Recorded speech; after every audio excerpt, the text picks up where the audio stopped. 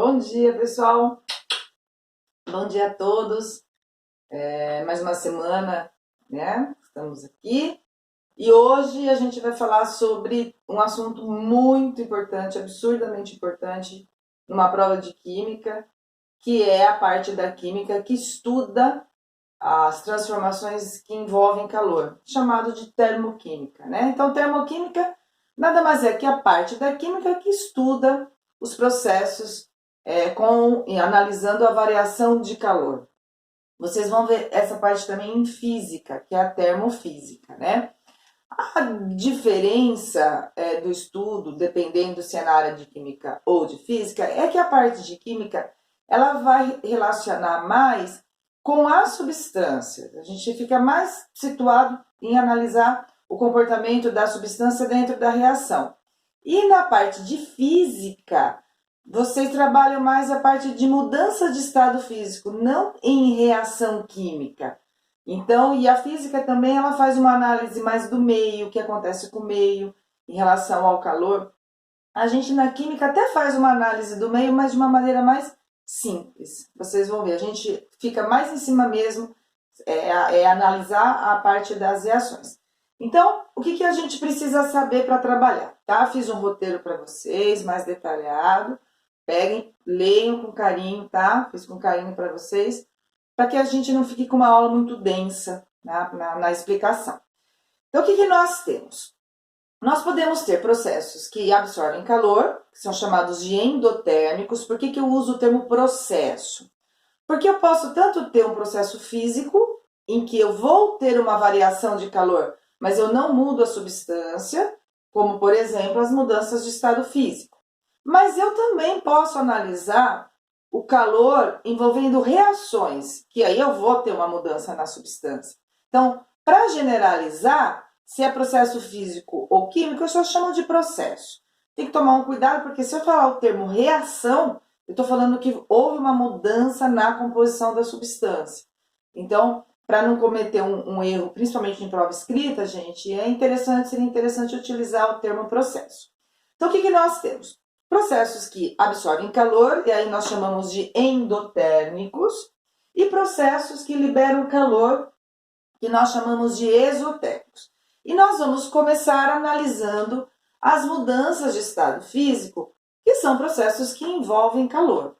Quando eu pego uma substância do estado sólido para o líquido, não importa a substância, vai ter algo relacionado com o calor, né? E eu passei para vocês lá no roteiro os nomes dessas mudanças. Gente, precisa saber, tá? Às vezes vocês falam assim, mas eu aprendi isso lá, sei lá, no 8º ano, 7º ano. Mas é impressionante como vocês erram numa prova. Então, cuidado com os nomes. Então, rapidinho lembrando. De sólido para líquido, o nome é fusão. De líquido para gasoso, nome geral, vaporização. Mas nós podemos, dentro da vaporização, dividir em 3.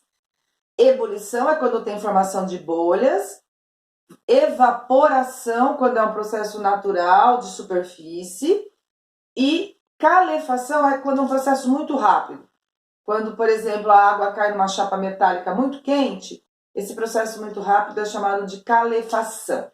Ebulição tem que ter bolhas, evaporação é um processo mais natural e a calefação é um processo muito rápido. Mas todos a gente pode dar o nome de vaporização.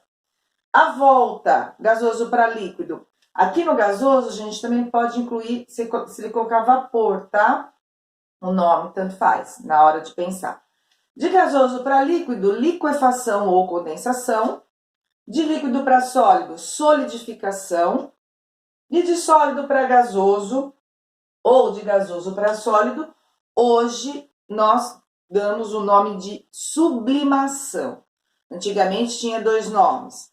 Sublimação era de sólido para gasoso, de gasoso para sólido era ressublimação. Às vezes aparece em alguns vestibulares, tá? Mas hoje a gente generaliza e dá o nome de sublimação de uma maneira geral. O que a gente precisa saber em relação às mudanças de estado físico em relação ao calor? Sólido para líquido. Pensa na água, mas pode ser para qualquer exemplo, tá? Você pode generalizar. A água, Quando você tira ela do congelador, ela está sólida, ela passa para líquido, porque ela absorve o calor do meio. Então, sempre você tem que pensar na substância. Se a substância absorve o calor do meio, absorve calor. Processo endotérmico. Não vai parar para pensar, mas o meio está doando calor para água. Mas eu não estou pensando no meio. Eu quero saber da substância, tá? Cuidado. Mesma coisa aqui, de líquido para gasoso.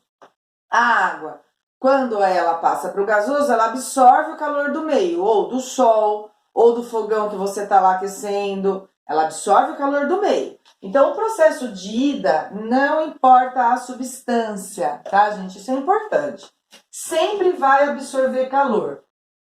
Absorve calor. Precisa saber? Precisa saber, tá? Precisa saber. Se o processo de ida absorve o calor, o processo de volta faz o quê? Libera calor. Nomes técnicos. Se o processo de ida absorve calor, processo endotérmico. Está errado falar reação, porque mudança de estado físico não muda a substância. É processo. E a volta libera calor, eu posso falar que é exotérmico. Qualquer substância, não importa. Se ele falar assim para você, a solidificação do ácido acetil salicílico. Ácido acetil salicílico. Solidificação. Tá voltando? Libera calor. Tá? Não importa qual substância. Precisa estudar isso porque isso cai muito, tá, gente? Isso aqui é química geral e cai muito, principalmente em prova-teste. Nas escritas também, mas em prova-teste ela cai mais. Dentro daqui, sólido para gasoso ou gasoso para o sólido, que seria a sublimação, tem 3 exemplos que eu passei, seriam interessantes que vocês guardassem. Não são só essas substâncias que sublimam, mas essas são as que os vestibulares cobram, que é gelo seco, naftalina e iodo. Aí você pode pensar assim, mas como eu vou saber se absorve calor, se é do sólido para o gasoso, ou se libera calor? Vai depender do exemplo. Então, por exemplo, se eu falar assim, sublimação da naftalina. Qual é o estado físico inicial da naftalina? Sólido. Se eu estou falando que está sublimando, está indo para o gás. Sentido de ida, absorve calor. Se eu falar assim, sublimação do gás carbônico. Sublimação do gás carbônico, ele está gás. Se ele está sublimando, ele está voltando para sólido. Volta, libera calor. Sublimação do gelo seco. Gelo seco é o CO2 sólido. De sólido para gasoso, absorve calor. É assim que analisa, que são os exercícios mais difíceis. Porque os outros, é muito claro o nome. Só a sublimação que você tem que pensar. O que mais que a gente trabalha aqui dentro? O químico, ele gosta de dar o nome desse calor de entalpia. A gente dá o nome de calor entalpia, é a mesma coisa, tá? Por quê? Porque a gente mede esse calor, essa variação de calor, quando a pressão está constante. E aí o químico deu o nome de entalpia. O símbolo, gente, não tem nada a ver com o nome, tá? Entalpia, símbolo H. Falou calor, falou entalpia, é a mesma coisa. Só que quando a gente vai no laboratório, o que a gente consegue medir num aparelho chamado de calorímetro é a variação do calor. A gente não consegue saber quanto tem de calor cada substância, a gente consegue saber quanto que varia. Então, por exemplo, se eu pegar a água do estado sólido e passar ela para o estado líquido, eu consigo no laboratório medir a variação de calor que está sendo absorvido, tá? Se eu analiso gasoso para líquido, eu consigo medir a variação do calor que está sendo liberado. Essa variação de calor, a gente usa o símbolo de variação como delta, a gente chama de ΔH. O químico gosta muito de analisar o calor no processo, analisando o que a gente chama de variação de entalpia. E é muito simples. Quando você quer indicar que o processo está absorvendo calor usando o termo ΔH, basta você colocar o sinal positivo no valor. Se você quiser falar que está liberando calor, basta você colocar o sinal negativo. tá? Então, na verdade, não existe calor negativo. O sinal do ΔH é só para indicar que está liberando. Se for positivo, indica que está absorvendo. O que mais? As unidades. As unidades eu passei para vocês no roteiro, tá, gente? Então, leiam o roteiro. Normalmente aparece em quilojoules, normalmente. Ou em joules, pode aparecer em quilocalorias ou calorias. Na parte de química, não tem uma unidade fixa, normalmente em quilojoules, mas tanto faz. E lá eu passei para vocês a conversão, tá? De uma caloria equivale a 4,18 quilojoules. Uma quilocaloria a 4,18 quilojoules. Mas aí vocês olham lá no roteiro, caso precise converter em exercícios de química, nessa parte a gente não trabalha muito conversão de unidade, só tipo quilojoule para joule, né? Que aí você multiplica por 1000. Mas o resto, ou quilocalorias para calorias, mas aí é quilo, né? Aí a gente fica fácil de associar. Tá certo aqui? O que mais antes da gente, né? Agora a gente vai aprender a como colocar isso no papel. Como eu coloco no papel um processo e eu falo que ele absorve ou libera calor, sem precisar usar palavras, né? Usar essa simbologia do ΔH. É outra coisa importante, tá? Quando você tem um processo que absorve o calor, ó, presta atenção na associação. O processo absorve o calor do meio. Se o exercício perguntar o que acontece para o meio, se o meio vai esfriar ou se vai esquentar. Então, ó, o processo tira o calor do meio, absorve o calor do meio. O que vai acontecer com o meio? Vai ficar mais quente? Não, vai ficar mais frio. Por quê? Porque o meio é que está fornecendo calor para o processo. Então, quando você tem um processo que o meio fica mais frio, e o meio somos nós. É porque esse processo absorveu calor. Exemplo, quando cai álcool na mão, só o álcool, a gente tem a sensação de frio. Por quê? Porque o álcool tira o calor da nossa mão, que é o meio, tira para evaporar, porque o álcool evapora com facilidade. Aí nós sentimos a sensação de frio, que está tirando o calor do meio. Quando você pega um cubinho de gelo e coloca na mão, a gente tem a sensação de frio, por quê? Porque o gelo está tirando o calor do meio para passar do sólido para o líquido. E a gente sente, se você colocar na sua mão, o meio é sua mão. Se você deixar no frasco, o meio é o ar. Tá? Então, processos que absorvem calor, tiram o calor do meio, a temperatura do meio diminui. Se você tiver um processo que libera calor, exemplo prático, né? Prático, cai muito é combustão, queima. Qualquer queima libera calor. Você vai lá queimar o carvão, fazer um churrasquinho, tá liberando calor. Lá a reação libera calor. Se você colocar a mão, você sente o calor. Então, a temperatura do meio aumenta. Tá? Cuidado com isso, também cai bastante. Existem bolsas de compressas, quando é uma contusão, principalmente na parte de esporte, que você, no momento da contusão, precisa esfriar o local para não aumentar a inflamação. Se você precisa esfriar, você precisa colocar uma bolsa fria. Então, lá dentro dessa bolsa, tem um processo que absorve o calor, né? E aí, absorvendo o calor, a bolsa fica fria. Se você quer uma bolsa quente, você precisa lá dentro ter um processo que libera calor. Porque aí lá dentro, se o processo está liberando calor, a bolsa por fora vai sentir esse calor, ela fica quente. Então também costuma aparecer assim. Certo, gente? Então agora o segundo momento é a gente analisar as equações. Como que eu posso analisar, mostrar que uma reação absorve ou libera calor? A gente vai primeiro trabalhar com o que mais cai em química, que é usando o ΔH, tá? E aí, gente, tudo bem? Vamos indo, né? Se adaptando.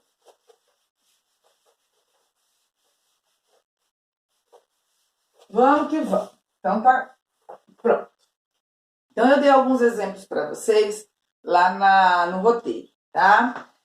Então, uma maneira de eu representar se um processo absorve ou não calor é usar o ΔH. E aí é super simples, é só colocar sinal positivo para indicar que tá... Eu tô com um negócio aqui que tá no meu olho. Cabelite, gente. Sinal positivo se absorve calor, sinal negativo se libera calor. Então, um exemplo.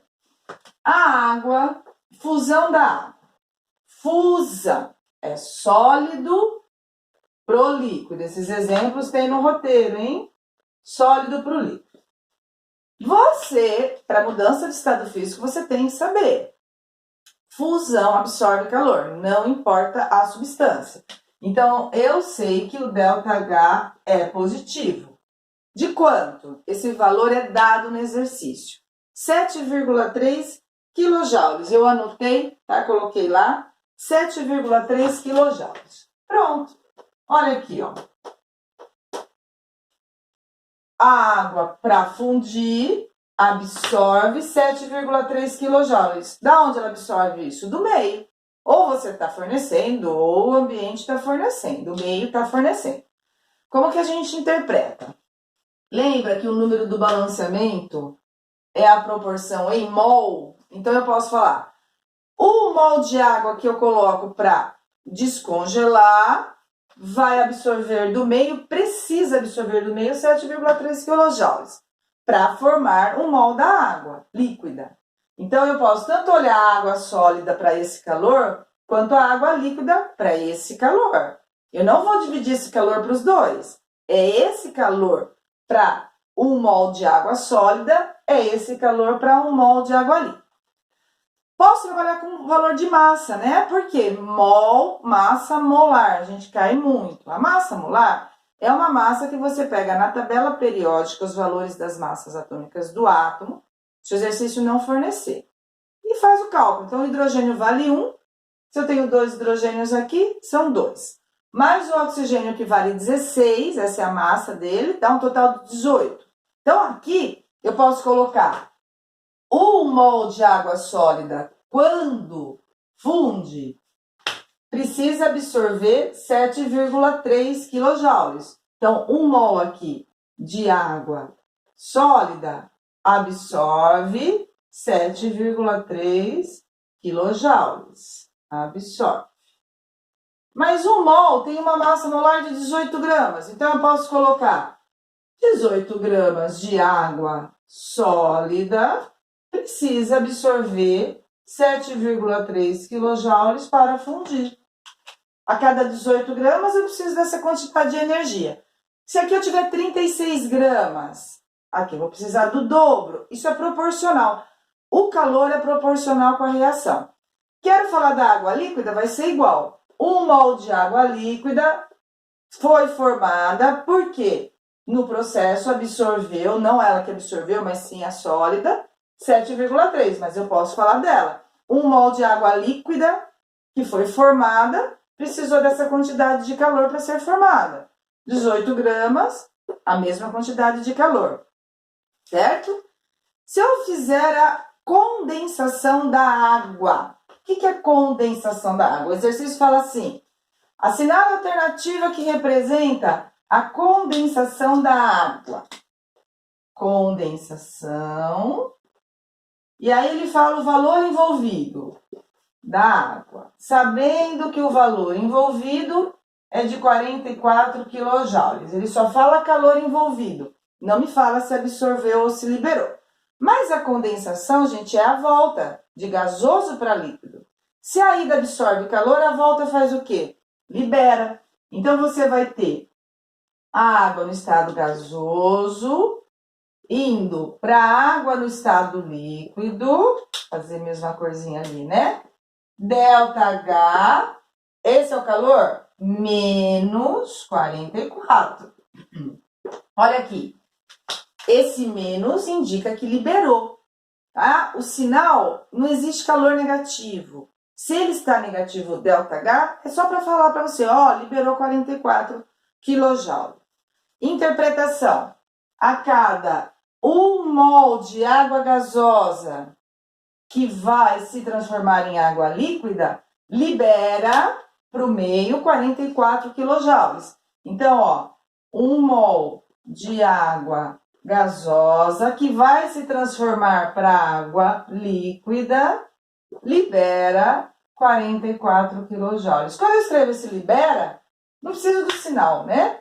Libera 44 kJ. O mol tem quantos gramas? 18 gramas. Se eu fizer a condensação de 18 gramas, vai ter a mesma quantidade de energia, 44 gramas. Se eu fizer a condensação de 9 gramas, 9 não é a metade? Vou ter a metade desse valor. Tudo aqui é proporcional. Então, o estado físico de uma substância, ela envolve uma variação de calor. Cada substância tem a sua, ninguém vai ficar guardando o valor de ninguém, tá? E aí, qual a diferença para a gente representar uma reação química? Aqui, gente, é um processo físico, não estou mudando a substância. Aí eu dei para vocês um exemplo da reação da síntese, da produção da amônia, né, para a gente analisar. Que é uma reação. Eu tenho substâncias no reagente, que são substâncias diferentes do que eu vou ter no meu produto. Então, aqui, N2 mais H2, dando NH3. Primeira coisa, o balanceamento, importantíssimo, né? Aqui, vou colocar um 2 aqui na frente para acertar o N. Aqui são 6 hidrogênios, então aqui eu preciso colocar um 3 para acertar. Aí o exercício fala para mim que essa reação libera sinal negativo, menos 22 kJ. Do jeito que ela foi representada, ela libera 22 kJ. Então, vamos interpretar? 1 mol do N2. 1 mol do N2, quando reage, vou pôr assim, libera 40 nada, da outra, 22 kJ de energia. Elis, mas o mol está reagindo com H2, sim.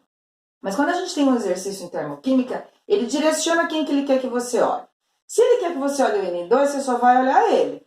1 mol do N2, deixa aqui que eu não escrevi, né? 1 mol do N2, quando reage nessa reação, libera 22 kJ. Posso olhar o H2? Posso, mas aí são quantos mols? 3. 3 mols do H2, quando reage com N2, libera 22 kJ. Eu posso analisar esse com esse valor de calor, o hidrogênio com esse valor de calor ou a amônia com esse valor de calor. Posso analisar os três. E posso analisar também a amônia, só que aí a amônia são 2 mols da amônia que são formadas, aqui pode não ter plural, na hora que ocorre essa reação, que vai liberar 22 kJ. Essa é uma associação em mol, mas aparece muito associação em massa. Para isso, preciso da massa molar. Coloquei tudo isso no roteiro. A massa molar do N2 é 28 para 1 mol. Se aqui eu estou reagindo na proporção de 1 mol, então eu posso falar que eu estou reagindo 28 gramas. Então, a 28 gramas desse que reage, libera 22 kJ. Se aqui fosse 14, aqui seria a metade, 11. Se aqui fosse 56, é o dobro. Aqui seria o dobro, 44. Tudo é proporcional. O H2, a massa molar do H2 é 2, são 2 gramas. Mas aqui eu tenho quantos mols? 3. 1 mol, 2 gramas. 3 mols, 3 vezes 2 vai me dar 6. Isso está lá no roteiro, bem detalhado. A cada 6 gramas do hidrogênio que reage, libera 22 kJ de calor. Se eu estiver reagindo 12 gramas, é lógico que se eu reagir 12 aqui vai dobrar também. Tudo é proporcional, gente. Só que o exercício direciona, tá? Tem que olhar o que ele quer. Aqui vai ser o dobro e assim por diante. A amônia, a massa molar da amônia é 17 gramas para 1 mol. 14 com 3, tá? 17. Quantos mols tem aqui? 2. 2 vezes 17 dá um valor de 34 gramas. Se você analisar a amônia, 34 gramas dela que se forma nessa reação, liberou 22 kJ de energia, tá? É uma análise que a gente usa muito nos exercícios. Outra coisa antes da gente finalizar falando dos gráficos, tá? Existe uma maneira da gente representar a reação que é mais usada em biologia do que em química, mas às vezes aparece no exercício de química. Em biologia, quando eles falam de fotossíntese ou de respiração, então a fotossíntese é um processo que absorve calor. Eles costumam colocar o calor dentro da reação. O biólogo não usa simbologia do ΔH, ele usa o calor dentro da reação. Então, quando você não tiver escrito ΔH, ele está falando do calor. Como que fica? Se você quiser falar que absorve calor, você tem os reagentes e aí você vai colocar o calor aqui dentro, ó.